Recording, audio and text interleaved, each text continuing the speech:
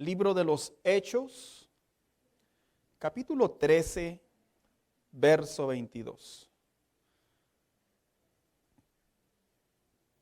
Dice la Biblia de la siguiente manera, escribiendo el autor: pero Dios quitó a Saúl y lo reemplazó con David, un hombre de quien Dios dijo: he encontrado en David, hijo de Isaí, a un hombre conforme a mi propio corazón.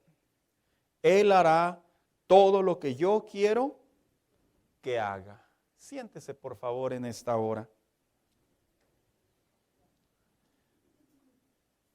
El libro de los Hechos es un libro que contiene una narrativa de décadas, hermanos. Dicen los estudiosos que este libro tardó en realidad décadas para que se escribiera, y su razón es porque las historias que están en estos veintitantos capítulos, casi 30, en realidad contienen la historia de los primeros cristianos una vez que Cristo asciende, y cómo es que nace la iglesia inicial, la iglesia primitiva, como se le conoce. Específicamente el capítulo 13 data de una visita que tuvo el apóstol Pablo y otro discípulo, condiscípulo suyo, en donde se dice que iban rumbo a Antioquía. De hecho iba con Bernabé. Y cuando llegan a Antioquía, tenían la misión y el deber de entrar a las sinagogas. Y una vez que entraban a las sinagogas, allí se encontraban por lo general primeramente los judíos, los que eran practicantes de la ley.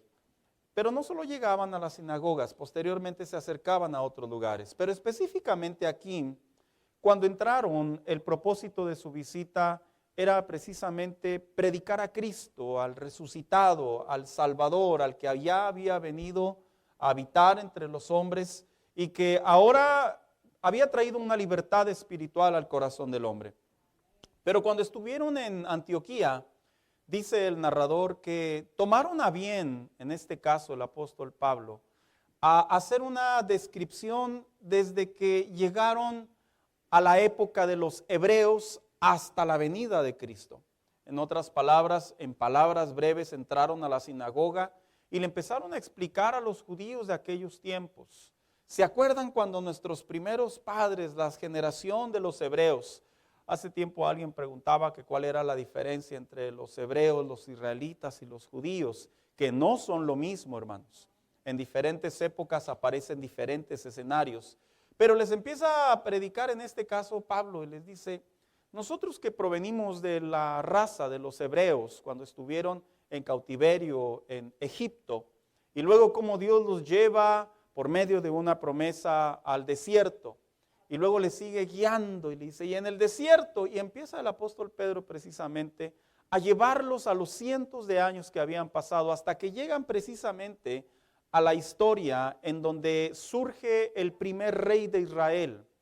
El primer rey de Israel aclarando algo, Dios no lo puso. En realidad Dios siempre tuvo el sentir de que su pueblo fuera gobernado de manera teocrática, significa que a través de Dios, por medio de sus sacerdotes y sus profetas, fueran los líderes encargados de llevar a esa gran nación al conocimiento de las promesas de Dios. Sin embargo, cuenta la historia ahí en el libro de Samuel que el pueblo volteó a ver a aquel último juez que se le conoce que es Samuel. Y que por ahí se le acercaron los ancianos a Samuel y le dijeron, mira Samuel, ya estás viejo, así que ya estás próximo a morir. Pero queremos pedirte que vayas a Dios y le digas a Dios que nos dé un rey. Dice la Biblia que Samuel va delante de Dios y le dice, vengo de parte del pueblo a decirte que ellos quieren un rey. A lo que Dios les da una gran advertencia, que tener un rey era prácticamente algo que los iba a afectar a la larga. Y esto me llama la atención porque a pesar de que Dios no se opone estrictamente, a veces hasta literalmente a nuestras malas decisiones, Dios siempre nos advierte, hermanos, por qué razón no debemos de hacerlo. Y le voy a decir algo aquí en esta parte de la historia. En realidad la desgracia que vino a Israel no vino necesariamente al año de haber tomado la decisión. En realidad, a la larga, por generaciones, han pagado el error de haber pedido un rey. Sin embargo, dice la Biblia que Dios le advierte al pueblo a través del profeta Samuel y les dice, mira, si yo les doy un rey, el rey que ustedes quieren, esto les va a pasar. Y dice la Biblia que vuelve Samuel con el pueblo, los líderes, príncipes, ancianos, y les da el mensaje de Dios. Y el pueblo, a pesar de haber recibido la advertencia de Dios, del consejo de Dios, lo ignoraron, hermanos. Así que surge ahí, como ya acabamos de mencionar, el primer rey que era llamado Saúl. En aquellos tiempos Saúl era un hombre característico porque era un hombre de altura, era alto. De hecho, el narrador en el libro de Samuel dice que no solamente era alto, sino que era de buen parecer. Al parecer era un Saúl fornido, un Saúl alto, apuesto, que característicamente hablando tenía mucha similitud al ojo o a la óptica de los hombres para poder ser liderados por alguien. Así que Dios permite que el pueblo tenga su primer rey, pero la Biblia también enseña que debido a que este rey no siguió las instrucciones de los sacerdotes de parte de Dios, este hombre llamado Saúl cometió errores locos, hermanos, garrafales, al punto y al grado que Dios, a pesar de que había permitido que estuviera como rey de Israel, no podían ser liderados por un hombre que no obedecía a Dios. Y Dios decide desecharlo. Y la razón por la que lo desecha no está por demás, hermanos. Cometió un error que prácticamente lo ahorcó, metafóricamente hablando. Nunca debería haber metido las manos a un sacrificio. Sin embargo, en su desesperación, dice la Biblia, que fungió el deber de un sacerdote, sacrificó un animal y prácticamente le dijo a Dios, ahí está lo que quieres. El debido cuidado. ¿Por qué razón a veces el corazón del Hijo de Dios debe permanecer no solo en la obediencia a Dios, sino también a cómo obedecer a Dios? Porque Dios les había prometido que cada vez que ellos fueran a pelear, si llegaba el sacerdote y hacía un sacrificio, ahí van a poder descubrir la voluntad de Dios hacia la victoria o a no hacerlo, a pelear inclusive. Pero este hombre, dice la Biblia, que volteó a ver a todos sus soldados que estaban empezando a desanimarse y a desertar. Y él dijo, bueno, pues si no llega Samuel, pues yo lo hago. A raíz de eso, hermano, desafortunada y tristemente, fue desechado por Dios. Así que Dios le dice a Samuel, al sacerdote, he desechado a Saúl. Así que ve y prepárate porque vas a buscar a un rey. Pero ahora este rey no va a ser conforme a lo que el pueblo quiere, sino a lo que yo quiero. Y mire, hermano, sin duda alguna que siempre que terminamos actuando conforme a lo que Dios quiere, hermanos, es garantía que nos va a ir bien. Es garantía. Cuando de repente tenga que tomar una decisión, busquemos el consejo, la palabra de Dios, la oración, la instrucción. Si es un consejo, es una decisión que tiene que ver con un alto impacto en nuestras vidas, hagámoslo. Mire, hay otras decisiones que se basan en nuestra inteligencia, nuestro razonamiento, nuestra moral, nuestra ética, vaya, que son básicas y las podemos tomar. No me vaya a decir, Señor, ¿a dónde quieres que vaya? ¿Al Tepanyaki o al Changirilá? No haga eso, hermano. Yo me refiero a decisiones de peso. Señor, ¿qué quieres? ¿Voy a la iglesia o no voy a la iglesia? Esas decisiones no se le preguntan al Señor. Amén, hermanos. Sí, porque no va a decir uno espiritual aquí, ¿verdad? A partir de hoy le voy a empezar a preguntar al Señor todo. Sí, ¿verdad? Señor, ¿voy a trabajar mañana lunes o me quedo? No, pues claro, vaya a trabajar. Amén. Mire, ya ven, no todos dijeron amén porque se van a atrever a preguntarle al Señor. Así que cuando llega el capítulo 13, dice la palabra de Dios que el apóstol Pablo o Saulo de Tarso va y les cuenta cómo Dios hace un cambio en la monarquía de Israel, en donde ya no se iban a elegir hombres de acuerdo al entendimiento de ellos, sino de acuerdo hombres que iban a gobernar a la nación de Israel conforme al corazón de Dios. A esta serie de mensajes que voy a iniciar el día de ahora, le he puesto por tema un corazón conforme al corazón de Dios. Qué importante es saber, hermano, que el ser cristiano, y primero me dirijo a todos aquellos creyentes, aquellos que ya le entregaron su vida al Señor. El ser cristiano, fíjese lo que voy a decir, no garantiza que nuestro corazón sea conforme al corazón de Dios. Podemos ser cristianos, podemos venir a la iglesia, podemos conocer la palabra de Dios, pero eso no significa necesariamente que actuamos de acuerdo a la voluntad de Dios. Es como los hijos, ¿no, hermanos? Que los hijos vivan en nuestra casa no significa que cumplan con nuestras normas. Hijo, si te estás rebelando, métete algo acá, toma el consejo. El suyo, pastor, no, el del Señor. No le busques tres pies al gato. Si tu papá te dice así, ¿cómo va a ser, hermanos? Ándele, ya ve, mire, uno que otro todavía volteó a ver al hijo así como dice el pastor. No, así como dice la palabra de Dios. ¿Por qué? Porque siempre que estamos siendo obedientes al sentir, a las reglas, a las normas, a los consejos de los padres, que es la representación de Dios en una familia, siempre hay garantía que vamos a tener bendición de Dios. Cuidado, hermano, no vaya a ir a la casa. Ya ves, dijo el pastor que me obedezcas en todo. No lo agarre de esclavo, hermano, no haga eso. La palabra de Dios dice que no exasperemos a los hijos. Así que dice la Biblia que Dios, a través de esta historia que hablaba el apóstol Pablo, dice que les habla de esa transición de Dios. Y de hecho, en el capítulo 16, verso 7, se encuentra una de las frases célebres que muchos cristianos se preguntan. ¿Realmente David tenía un corazón conforme al corazón de Dios? Dice la palabra de Dios. Pero el Señor le dijo a Samuel, no juzgues por su apariencia o por su estatura, porque yo lo he rechazado. El Señor no ve las cosas de la manera que tú las ves. La gente juzga, cuando se refiere juzga, se refiere discierne, toma decisiones. Dice, por las apariencias, porque el Señor, ¿qué es lo que ve? El corazón. Y aquí es donde surge una pregunta de muchos creyentes. ¿En realidad un hijo de Dios puede lograr desarrollar un corazón conforme al corazón de Dios? En primer lugar, dice el autor, el apóstol Pablo, dice que David tenía un corazón conforme al corazón de Dios. ¿Sabía usted que esas son palabras muy grandes, hermanos? Son palabras muy grandes porque nos da a entender que David no solamente comprendía lo que Dios le mandaba hacer, sino que David lo hacía. Aquellos que han leído la biografía de David saben perfectamente, hermanos, que David no fue un hombre del todo de buenas decisiones. Entonces, ¿por qué si no fue un hombre del todo de buenas decisiones? ¿Por qué el apóstol Pablo dice que él era un hombre conforme al corazón de Dios? Porque el apóstol Pablo utilizó la narrativa del profeta Samuel.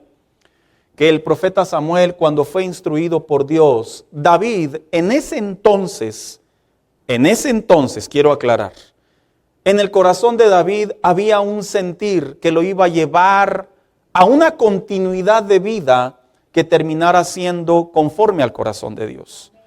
Aclaro, tener el corazón conforme al corazón de Dios, en la Biblia, si aquí dice que David lo era, es porque lo era.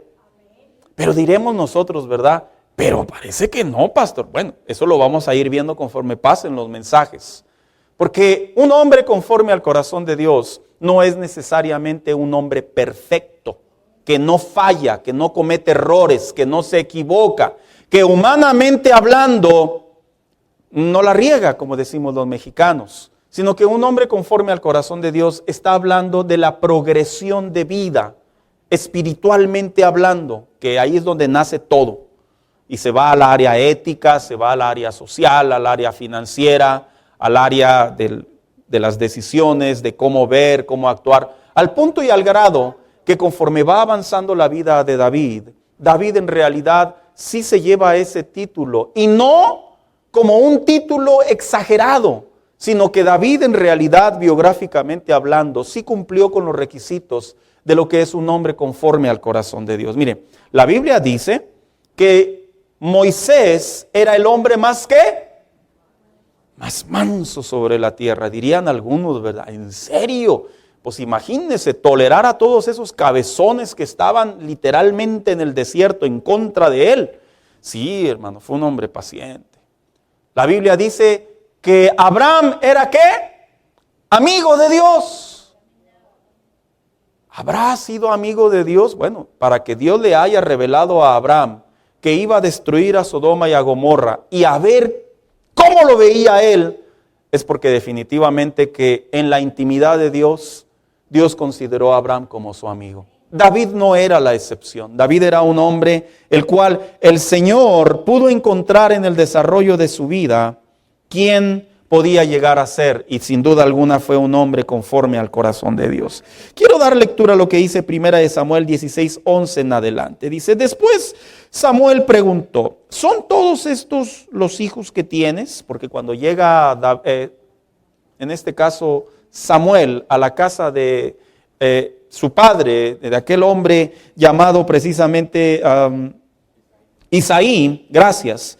Dice la Biblia que el padre de Isaí le sacó a los 7 valientes que tenía. Y dice la Biblia que rápidamente Samuel observa y mira y dice, ay, aquí hay muchos fuertes, aquí hay muchos valientes.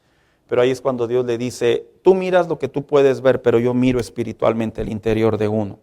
Y dice la palabra de Dios que pregunta a Samuel, ¿son todos estos tus hijos? Y le dice, no, me falta uno, que aquí dicho sea de paso, le voy a obsequiar una pequeña gema que muchos me atrevo a creer que no la conocen. Si usted la conoce, qué bueno. La versión Nueva Traducción Viviente es la única versión en donde habla de un aspecto físico peculiar de David. Y vamos a seguir leyendo. Dice, queda todavía el más joven, contestó Isaí, pero está en el campo cuidando las ovejas y las cabras. Lo tenían de cuidador. Dice, manda llamarlo de inmediato, dijo Samuel. No nos sentaremos a comer hasta que él llegue. Entonces Isaí mandó a buscarlo. El joven era, ¿qué dice? Trigueño. O sea, le iba a los tigres. No. Trigueño. Mire, yo he visto personas que cuando ponen a David lo ponen güerito. Eso es discriminación, hermanos. Blanquito y así, pelo lacio, y luego le hacía así a la melena, ¿verdad? Voltea a ver a su esposo. Él es su esposo, hermana.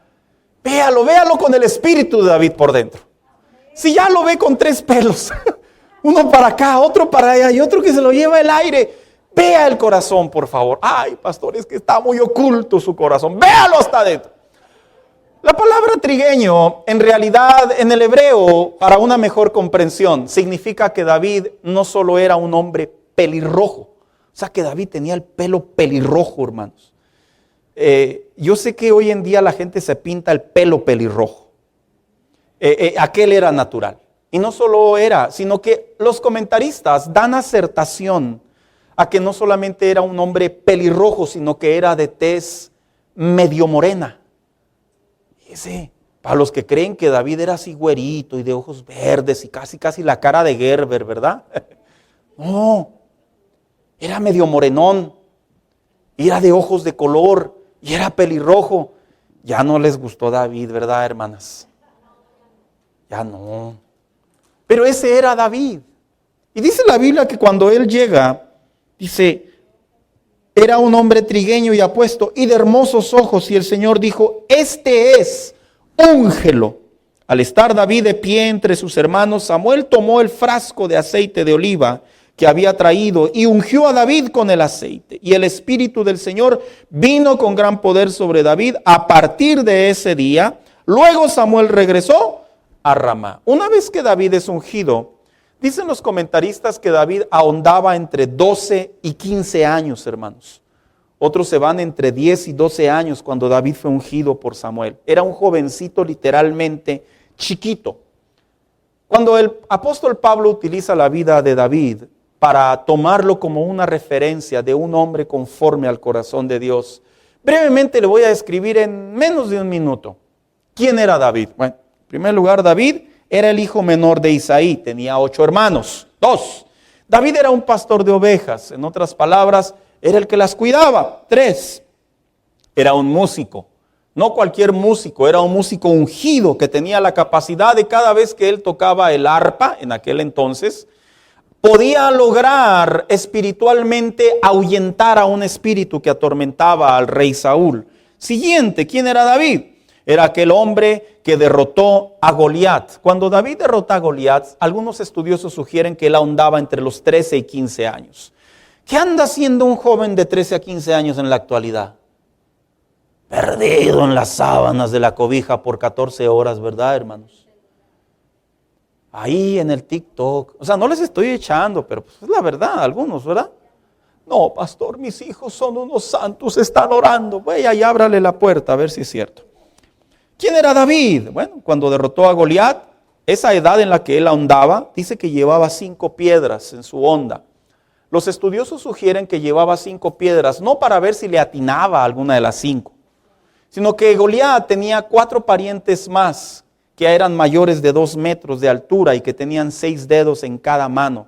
Así que algunos estudiosos dicen que cuando David se enfrentó en el campo de batalla con los filisteos, si llevaba 5 piedras es porque lo más probable es que en cualquier momento los 4 parientes de Goliat, si veían que su hermano caía o su primo caía, le iban a entrar al quite. O sea que David traía una fe multiplicado al 5 cuando enfrentó a Goliat. O sea, Señor, si la primera no funciona, la segunda. No, David decía, una para cada uno. ¿Quién era David? Bueno, era un líder valiente de los ejércitos de Israel. Dice la palabra de Dios, no solo porque David derrotó a Goliat, porque no le dio a su hija luego, sino que se esperó un tiempo y le encomendó otra misión. Dice la Biblia que hasta que cumple la otra misión es cuando le da a su hija Mical. ¿Quién era David? David era el yerno del rey Saúl. Un gran trabajo, hermanos, y un gran papel. ¿Quién era David? Era un hombre valiente que gracias a su valentía y liderazgo pudo ser reconocido bajo la frase Saúl mató a 1000 y David a sus 10,000, que era una frase humillante, hermano, en realidad, porque hacía inferior al rey en su posición de liderazgo. ¿Quién era David? Bueno, también fue un hombre perseguido por su rey y su suegro. Aquí no los persiguen sus suegros, hermanos. ¿No? Suegras, ¿quieren a sus yernos? Tampoco. Si los quieren, hermanas. En salsa verde al condenado. No, si lo diga bien. Si los quiere, los debe de querer. Si no, trae el espíritu de Saúl atorado ahí.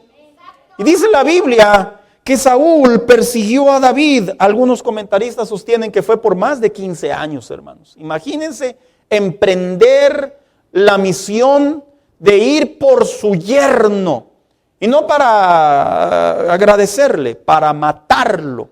Así que David también fue un hombre que se escondió en diferentes lugares, en ciudades, en países, en montañas, en collados, en bosques, en desiertos, en casas, en muchos lugares en donde tenía que cambiar su estadía constantemente porque era perseguido por su suegro y su rey Saúl. ¿Quién fue David?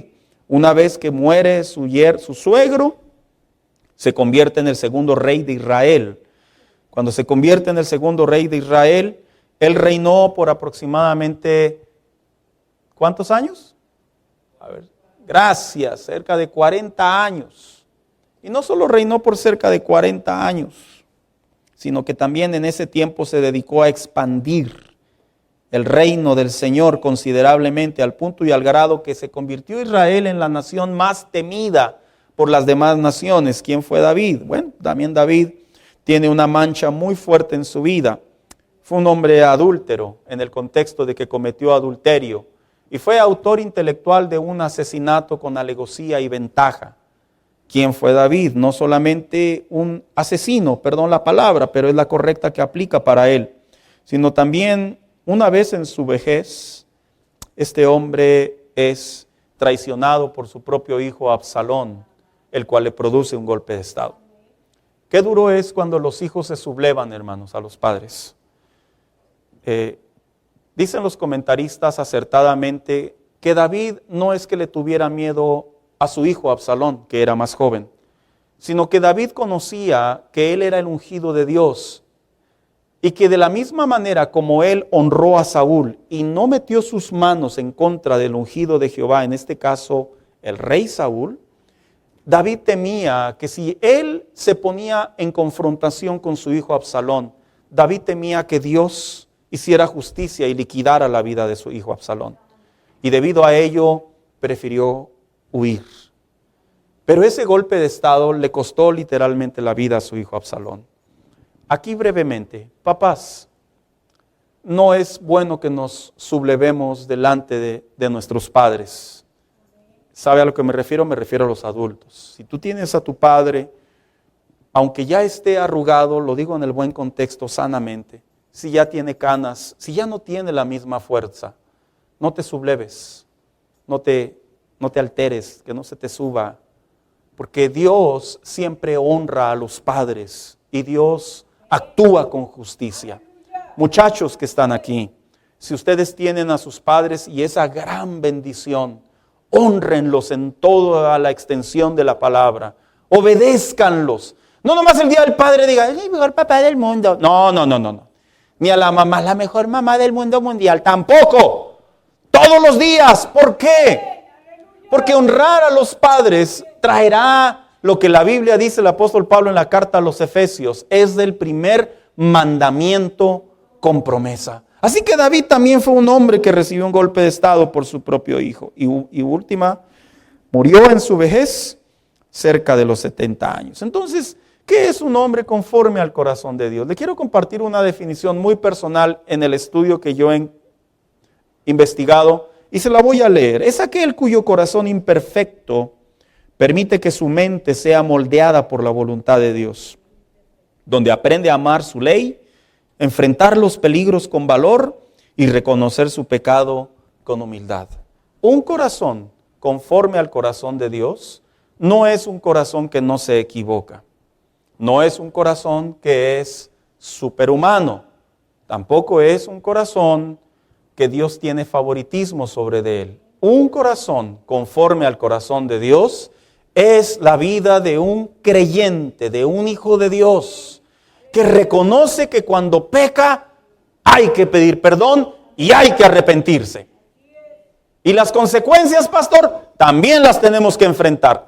Sí, es parte de un corazón conforme al corazón de Dios, es el corazón de un creyente que siente miedo, pero a la misma vez se arma de valor y no se deja a medio camino ni le deja la culpa al de atrás o se la avienta al de enfrente.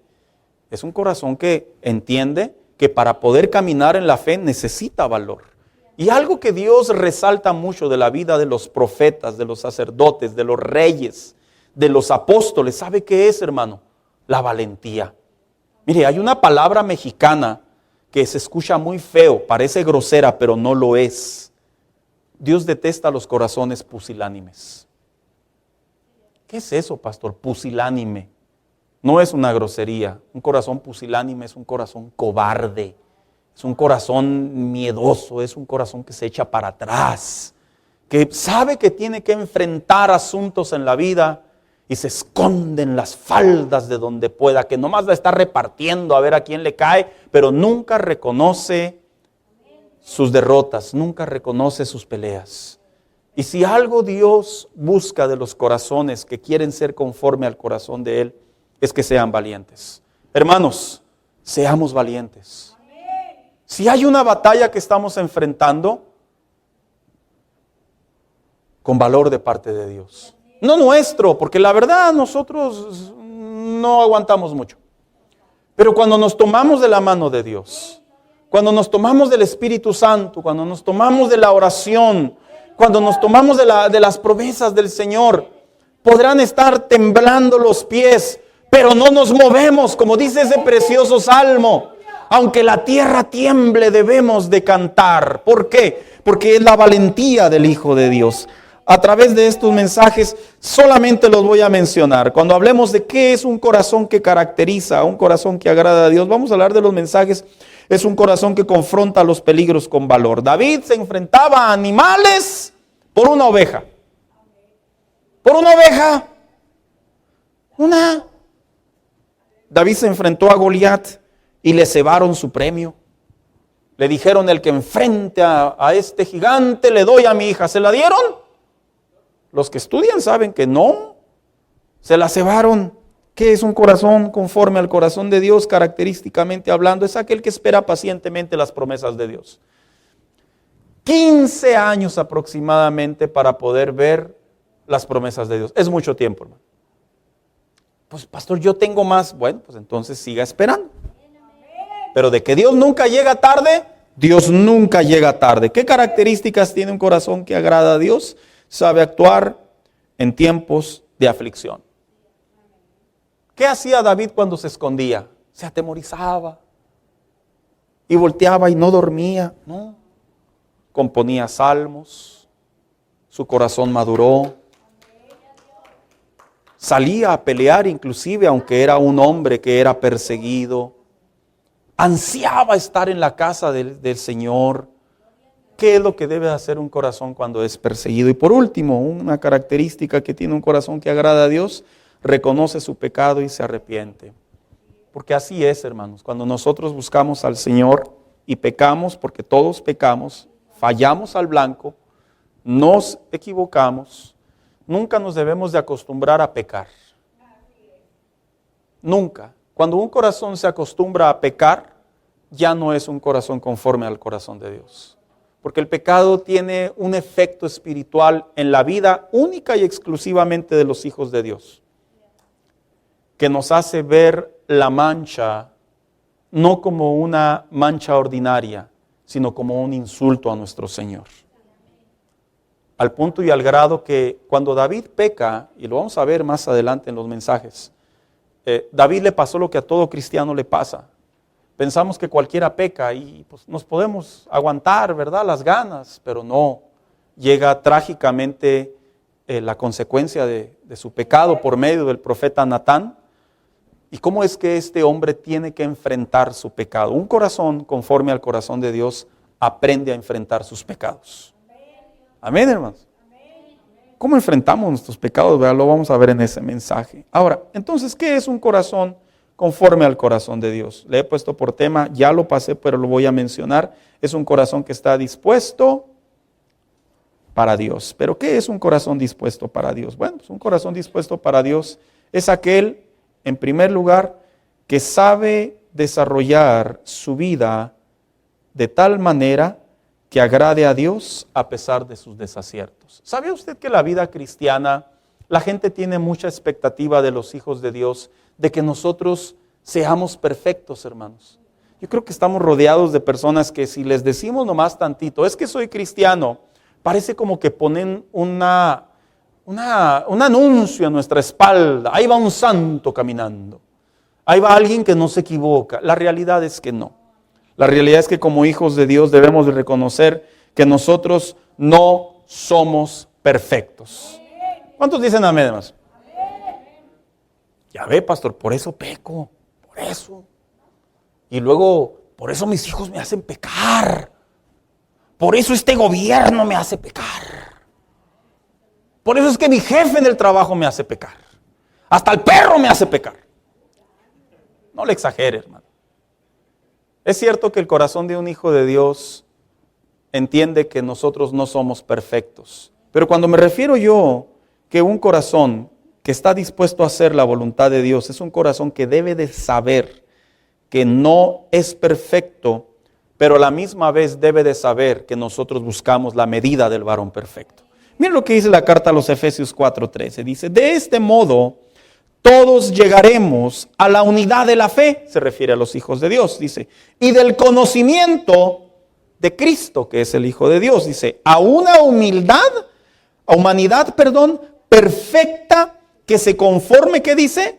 A la plena estatura de Cristo. Entonces, pastor, si no soy perfecto, ¿cómo sé si estoy pecando por gusto, por deporte, por tradición, por cultura, por fama? ¿Cómo sé? Bueno, para poder entender esa respuesta bien breve, hermano, debemos de saber en qué lugar nos encontramos posesionados en Dios. Mire, hay cristianos que son recién nacidos espiritualmente. El que es recién nacido espiritualmente, brevemente voy a explicar estas partes. El que es nacido espiritualmente está entrando en un estado de transformación, en donde aunque ahora sabe que le entregó su vida al Señor y que ahora quiere que el Señor a través de su palabra dirija su vida, la realidad es que como no conoce muchas cosas de la diferencia entre el pecado y la santidad, entre lo que agrada a Dios y lo que desagrada a Dios, su corazón es muy probable que al ser recién nacido no logra ver muchas diferencias. Él no las logra ver. Un ejemplo, si aquí hay un recién nacido en el Señor, posiblemente está cometiendo algunos pecados que son pecados, pero no los ve como tal. Es por eso que es tan importante conocer la palabra de Dios, para que dejes de hacerlo y vayas a la medida del varón perfecto. Después, en algunos creyentes, después del nacimiento espiritual, viene la niñez espiritual. El cristiano empieza a caminar en la fe y se da sus 2, 3 caídas, se raspa sus rodillas, metafóricamente hablando, pero sabe que su deseo es caminar. ¿Para qué? Para un día correr. Pero a pesar de ello, él entiende que aún desacierta, que aún peca. Pero no solo hay la niñez espiritual, algunos dicen que también existe la famosa adolescencia espiritual. Es ese estado en la fe cristiana cuando tú como cristiano empiezas a cuestionar tu fe incansablemente. Y no es necesariamente que estés pecando, sino es que la realidad es que te surgen tantas preguntas de tu vida diaria que hasta te haces la pregunta: ¿será pecado que me quede viendo Netflix toda la semana hasta las 2 de la mañana? Mientras me vaya a trabajar. ¿Verdad que sí, hermanos? Es como los adolescentes. Empiezan a entrar en esa edad en donde tienen amistades que sus papás no procuran de ellos. ¿Y qué hacen? Empiezan a compararse con los nuestros. ¿Sí? Dicen: ¿a qué horas piensas regresar? Pues no sé, cuando me canse. Ah, sí, cuando te canses. Aquí la puerta se cierra a las 10. Exacto. Le cuento una anécdota, hermano. Si no quiere, no. No, pues que que haya más público. No sé qué, hermano. Mire, hace muchos años, muchos años, que ni me quiero acordar. Mi esposa en aquellos años era mi novia. Y me acuerdo que mi suegra, que en aquellos años era mi hermana en la fe, hoy soy su enemigo. No se crea, ¿verdad? Pero me acuerdo que en aquellos años le dijo a mi esposa, tú tienes que llegar a las 9 de la noche. Sí era a las 9, ¿verdad, Lupita? ¿A las 8? ¿A las 10? No, es que me quedé traumado. Bueno, el punto está, hermano, que recuerdo, hermano, que un semáforo endiablado no cambiaba de luz. Y llegué a las 10 con uno. ¿Y qué crees? Se baja Lupita gorro del carro y sale corriendo. Se le olvidó que tenía novio. E intenta como Noé abrir la puerta. Y ya no le abrieron la puerta. La dejaron afuera. Yo dentro de mí, pues ni modo, pues vente, ¿verdad? Y nos sentamos ahí en la banquetita a reflexionar. ¿Y qué pasa? No, pues uno estaba todo enamorado en aquellos años, ¿verdad, hermano? Le digo, no te preocupes, hasta las 3 de la mañana yo me quedo aquí cuidándote de los mosquitos y que no se te acerque nadie. Ya después de, quién sabe, más de 15, 20 minutos, mi suegra se digna en abrir la puerta. Cuando se abre la puerta, hermano, yo me subo a mi carro y digo, aquí es cuando. Pero después de ello, pues obviamente ya no llegaba después de las 10. Porque es cierto, hermanos, en la adolescencia espiritual cuestionamos mucho los límites. Un corazón conforme al corazón de Dios aprende no a cuestionar solamente los límites, sino a conocer y establecer límites en su comunión con Dios. ¿Qué es? ¿Cómo se desarrolla entonces pues un corazón a pesar de sus desaciertos? Pues bueno, también cuando llega la adultez espiritual. La adultez espiritual es esa parte de la fe cristiana donde nosotros ya conocemos los rudimentos, ya conocemos lo básico, ya estamos bautizados, ya somos miembros de una congregación, ya empezamos inclusive hasta a servir al Señor. Pero aún así nos incomoda el tormento espiritual de Satanás cuando pecamos. Mira, hay cristianos que no pueden crecer en la fe porque nomás están pensando: ¿y si Dios no me perdona? Ya estoy hablando de cristianos maduros. Si Dios no me perdona, y si Dios no me ha perdonado, y viven una fe cristiana en donde ya deberían de seguir creciendo en la fe, al punto y al grado que mantienen un estado espiritual en donde se detiene su fe.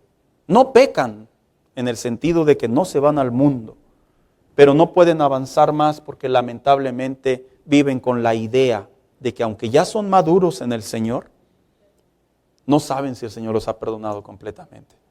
Y el último, ¿verdad? La madurez espiritual.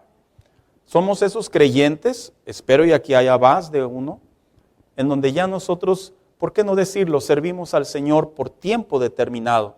Y sabemos que nuestra relación con Dios, a pesar del conocimiento bíblico y a pesar de usar nuestros dones, nosotros no nos podemos detener, porque ahí no se acaba la fe cristiana. La fe cristiana no se acaba por el hecho de servir a Dios y ejercer muchos años para el Señor. En realidad, el corazón que agrada a Dios no deja de crecer para el Señor. El corazón que quiere agradar a Dios se pone metas. El corazón que quiere ser conforme al corazón de Dios procura en su diario vivir estar caminando continuamente a tal punto y al grado que se va viendo y reflejo a través de su vida como la de David. No se quedó en el estado de simplemente cuidar ovejas. No se quedó en el estado simplemente de derrotar a Goliat. No se quedó en el estado simplemente de ser un buen rey. No se quedó en el estado simplemente de pecar y ahora sí que pasen las tragedias debido a mi pecado. No. Dice la Biblia en el libro de los Reyes que aún David, ya muerto, el Señor lo seguía considerando un hombre conforme a su corazón. En otras palabras, había impactado tanto la vida de David a los suyos, que sus hechos terminaron afectando a las demás generaciones. Porque un corazón que quiere ser conforme al corazón de Dios, fíjese lo que voy a decir, no muere. Sigue siendo testimonio para las demás siguientes generaciones. Así que cuando hablamos de un corazón conforme al corazón de Dios y que sabe que tiene desaciertos, en este mismo verso hay una segunda frase y dice, entonces va a la plenitud o a la plena estatura de Cristo, que es la medida de Cristo. El corazón conforme al corazón de Dios. Cuando la Biblia dice esa medida se refiere al carácter. Hermanos, los hijos de Dios nos tenemos que parecer a nuestro Señor. Sí, ¿verdad? No nos vaya a pasar como dicen por ahí, ¿verdad? Hijo, pues te quiero porque ya te tengo aquí, pero no te pareces a mí. Y luego llegan los tíos, ¿verdad? ¿Y de dónde lo sacaste que no se parece a nadie? Y luego el hijo se empieza a cuestionar, ¿verdad? ¿Si será mi mamá o será como mi hijo, mi hermano, me sacaron del basurero? Bueno, el que es hijo de un padre se parece a su padre. Amén, hermano. ¿Sí sabía que usted tiene rasgos de sus padres? Mire, yo he sabido de personas que inclusive nunca conocieron a sus verdaderos padres, o a papá o a mamá, y tienen rasgos de ellos. ¿Sí lo sabía?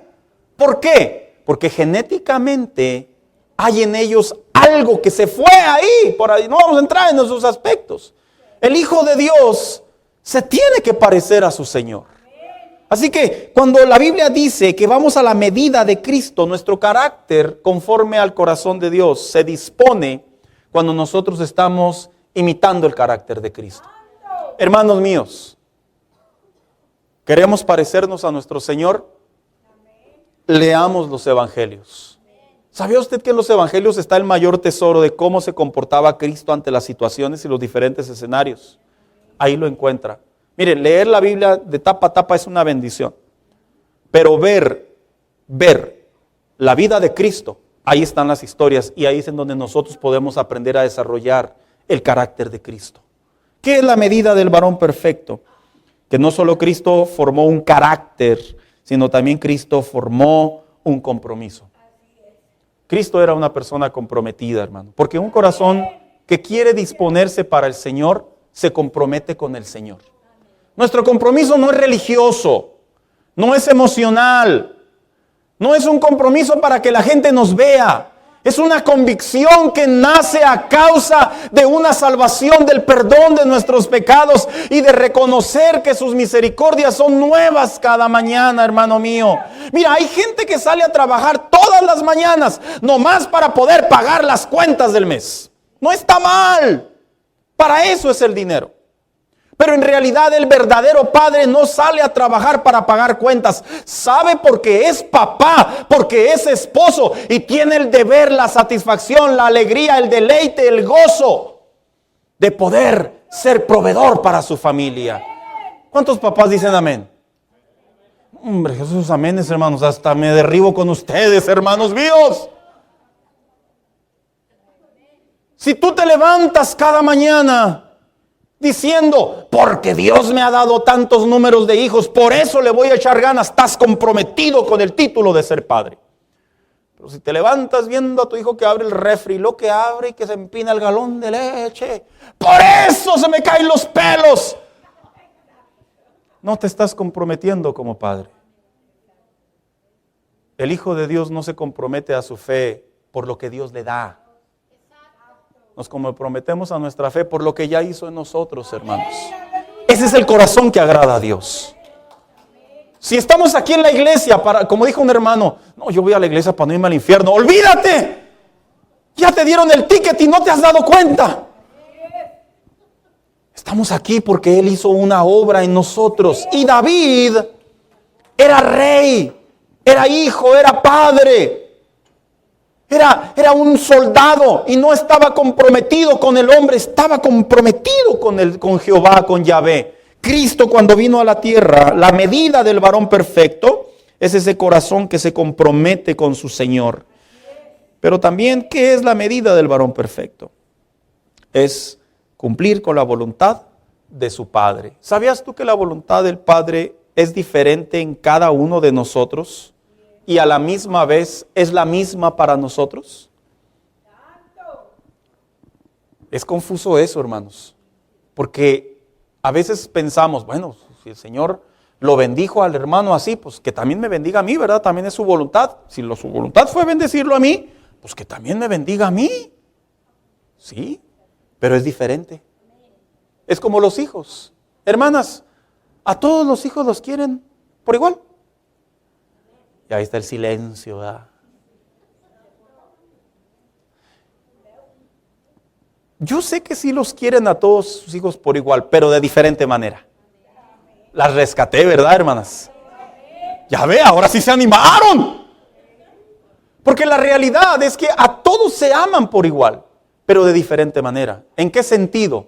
Que conoces sus debilidades, conoces sus gustos, conoces sus miedos, conoces sus fuertes, al punto y al grado que vas desarrollando un diferente sentir sobre cada uno de ellos. Un corazón que agrada a Dios entiende que aunque la voluntad de Dios es para todos, para Él en ocasiones va a ser diferente. ¿A poco usted cree que en algún punto David no se sintió que el Señor no lo amaba después de ser perseguido tantos años? Es posible que humanamente hablando, sí, de hecho hay varios salmos que expresan el dolor de su corazón.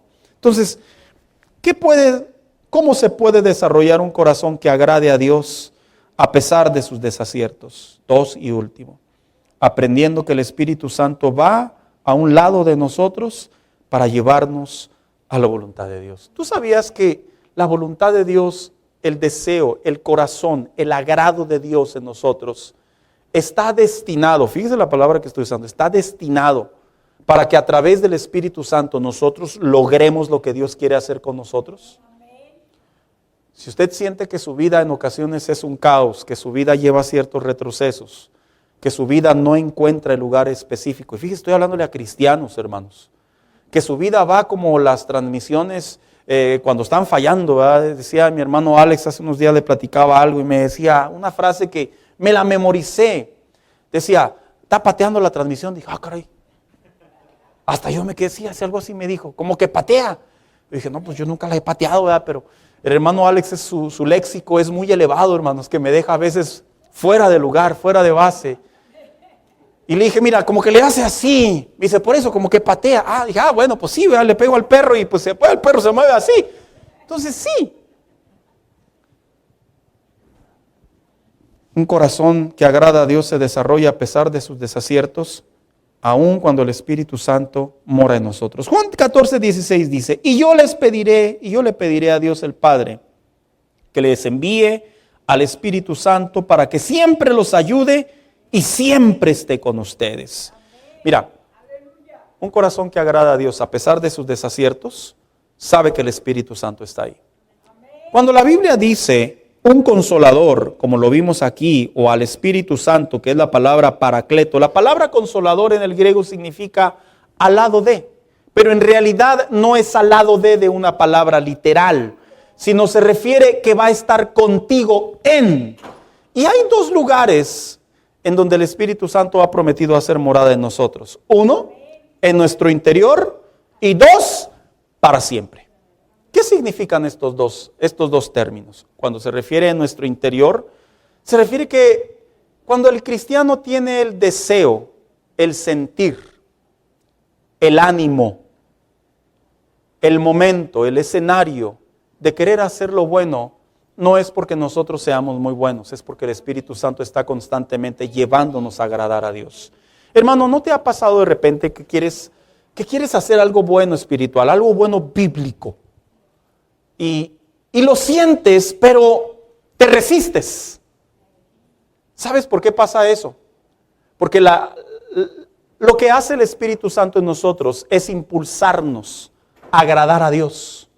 Pero cuando nosotros nos resistimos es porque formamos una lucha espiritual. Por eso la Biblia dice que no nos resistamos. Porque es una manera de decir, no luches con el Espíritu Santo. Hermano, ¿sabías que cuando venimos a Cristo, nosotros tenemos la ventaja de que a través del Espíritu Santo somos impulsados a agradar a Dios? Entonces, pastor, ¿por qué es que mi vida no agrada tanto a Dios? Bueno, porque te resistes mucho. Porque te resistes mucho. ¿Por qué mi vida no tiene el ánimo para agradar a Dios? Porque te resistes. Porque ánimo hay. El Espíritu Santo mora dentro de ti.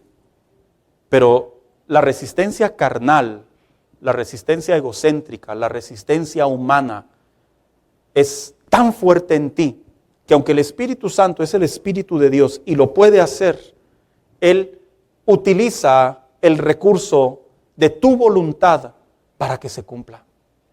En otras palabras, todo cristiano puede agradar a Dios. Todo cristiano se puede convertir en un corazón conforme al corazón de Dios. Pero para ello me tengo que disponer. Hermanos, ¿te has dado cuenta que la gran mayoría de las cosas que no logramos en la vida es por pretextos? ¿Sí te has dado cuenta de eso? A veces no nos damos cuenta de eso hasta que maduramos. ¿Te has dado cuenta que la gran mayoría de las cosas que no alcanzamos no es porque nosotros no hayamos podido llegar a ellas, sino porque nosotros justificamos un montón de actos? De la misma manera, Dios ha preparado el corazón de sus hijos para que agraden a su Señor, para que agraden al Señor.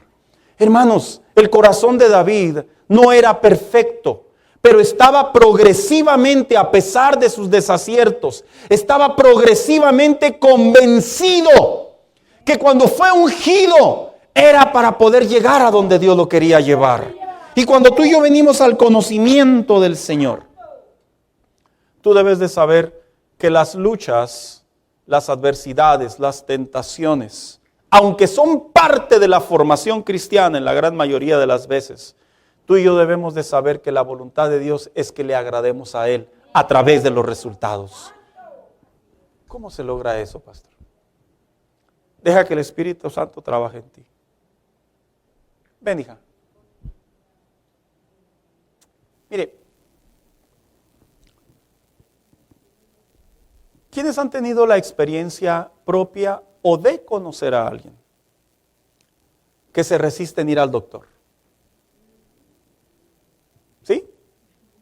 Hay gente que tiene su frequent shopper, ¿verdad? Cada semana ahí, hermanos. Pero hay otros que nos resistimos. Y les dicen a uno, es que una vez que te revisen, te van a medicar y eso te va a ayudar para que sanes. Y nos resistimos. Y decimos, no, es que yo soy de los de antes, yo tengo un cuerpo todoterreno y al rato me alivian en 2 días. Y no. Van empeorando. Hasta que forzosamente, obligadamente, voluntariamente, como lo quiera llamar, se para con el doctor. ¿Y qué hace el doctor? Le da unas pastillitas. Y luego empieza a recuperar su fuerza. Empieza a recuperar su sanación. Yo he comprendido que a veces así nos pasa en la fe. El resistirse al Espíritu Santo es literalmente no querer tener un corazón conforme al corazón de Dios. El resistirse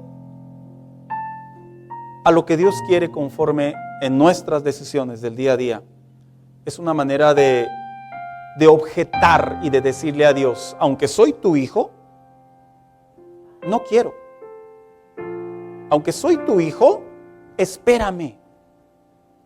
Y si algo el creyente en estos días, en estos tiempos, en estos años debe de aprender, es a no resistirse al Espíritu Santo. A no resistirse. Cada vez que nosotros nos congregamos y cada vez que nosotros nos reunimos a adorar a Dios en un culto, así brevemente se lo voy a decir, el corazón de Dios no solo se agrada y se alegra, sino que pone al Espíritu Santo en nosotros para que nosotros dispongamos nuestra vida para poder adorarle y a la misma vez recibir de Él. Cuando David adoraba a Dios, David entendió que era ungido por Dios y que esa unción, ese compromiso divino que había sobre de él, le daba la capacidad para adorar a Dios sin importar en dónde estuviera. Una manera de decir, si me siento enfermo, me siento triste, me siento perseguido, me siento afligido, me siento sin ánimos, en mí está el deseo de adorar a Dios. Y el corazón de David se conectaba con el corazón de Dios. El corazón de David estaba conectado al Espíritu de Dios. Cuando enfrentó a Goliat, ese enfrentamiento, hermano, sin duda alguna que no solo fue una obra sobrenatural y milagrosa, sino que se necesitaba de la voluntad de uno para poder llevar a la victoria al pueblo. Cuando nos resistimos al Espíritu Santo para cumplir con lo que a Dios agrada, perdemos el valor y nos hacemos cobardes. Hay muchas cosas en nuestras vidas que no se cumplen, no necesariamente porque Dios no las quiere cumplir, es por cobardía. Es cobardía. Es una manera de decir, no quiero, no puedo, ahorita no. Cuando David huyó por 15 años de Saúl, David tuvo que aprender a conocer la paciencia. Y no solo la paciencia, sino la tuvo que fortalecer con adoración. Porque cuando el Espíritu Santo que mora en nosotros nos quiere hacer esperar en alguna área de nuestra vida, no solo nos dice espera, sino también nos demanda ejercitar espiritualmente hablando áreas de nuestra vida para fortalecer nuestra paciencia. Y en ese caso, ¿qué era? Confianza en Dios, adoración a Dios, fuerzas en Dios, entregar sus cargas al Señor, porque eso es paciencia. Paciencia no es necesariamente quedarse inerte y no quebrarse, no, es que la paciencia te quiebra, pero a la misma vez te forma. Resistirse al Espíritu Santo es muy doloroso. Es como no querer buscar el bien. Es como no querer agradar a Dios. David fue un hombre conforme al corazón de Dios, no por ser trigueño, pelirrojo, no. Porque en su humanidad siempre tenía el deseo de querer cumplir la voluntad de Dios. Hermano, cuando tú y yo nos ponemos en la meta de la vida cristiana, querer agradar a nuestro Señor, se va formando un corazón conforme al corazón de Dios. Y en medio de nuestros pecados y nuestros desaciertos, se va fortaleciendo más esa comunión con Dios. Haga un freno, se lo digo en buen ambiente, en buen espíritu, haga un freno a su vida. Y empecemos a desarrollar ese corazón conforme al corazón de Dios. No sé en qué etapa se encuentra usted, lo digo en el buen sentido de la palabra, pero frénese, haga un par de aguas y dígale al Señor, Si va a venir una batalla, que venga de ti, no de mí. Si va a venir una lucha, que venga de ti, no de mí. Si van a venir desaciertos, que aprenda cómo poder avanzar sobre de ellos. Pero que mi corazón no deje de latir por querer agradarte a ti. Y eso, hermano, eso toma tiempo. Pero si lo empezamos a hacer en la fe cristiana, al cabo del tiempo, nuestra comunión con Dios se fortalece. Nuestra comunión con Dios es mayor. Y vamos a la medida del varón perfecto. Póngase de pie en esta tarde.